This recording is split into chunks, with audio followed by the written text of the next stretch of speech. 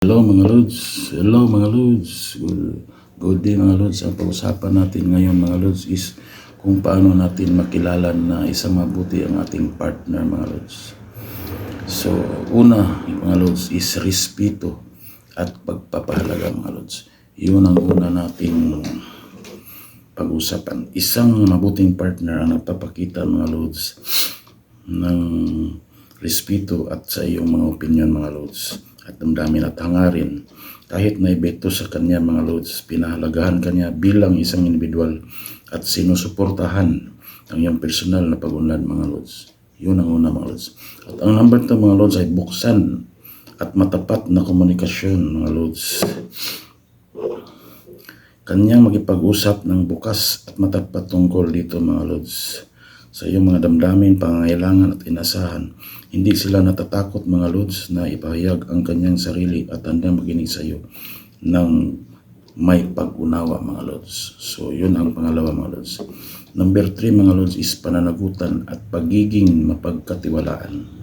Isang mabuting partner ang responsable sa kanyang mga salita at gawa. Mapagkatiwalaan siya at hindi kanya bibiguin. Handa siyang panagutan ang kanyang mga aksyon at responsibilidad sa relasyon. Responsibilidad mga Lods. Pang-apat mga Lods is pagbabahagi ng mga pananagutan. Yun mga Lods.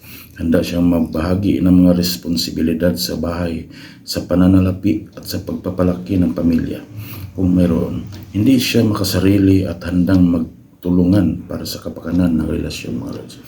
At yun ang pang-apat mga Lods. At ang panglima mga Lods is pagsuporta at paghihikayat. Isang mabuting partner ang sumusuporta sa iyong mga pangarap at ambisyon. Hinikayat kanya upang maging pinakamagandang version ng iyong sarili mga Lods. At nandyan para sa iyo ang iyong mga pagsubok mga Lods.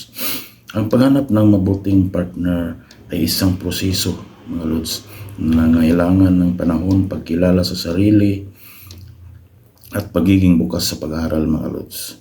Mahalaga rin na bigyan pansin ang iyong sariling mga pangangailangan mga Lods. Pangangailangan at halaga upang makahanap ng isang taong tugma sa iyo mga Lods. So yun, ganun mga Lods ang tamang paghahanap. Ang 5 pamamaraan upang makahanap ka ng mabuting partner para sa iyong buhay mga Lods. O asawa o ganun ba mga Lods, babae ka man o lalaki. So yun ang dapat mong gawin mga Lods upang makita mo. Yun lang yung mga 5, first 5 lang yun mga Lods. Marami pang iba dyan mga Lods. So ikaw nang bahalang magdagdag dyan.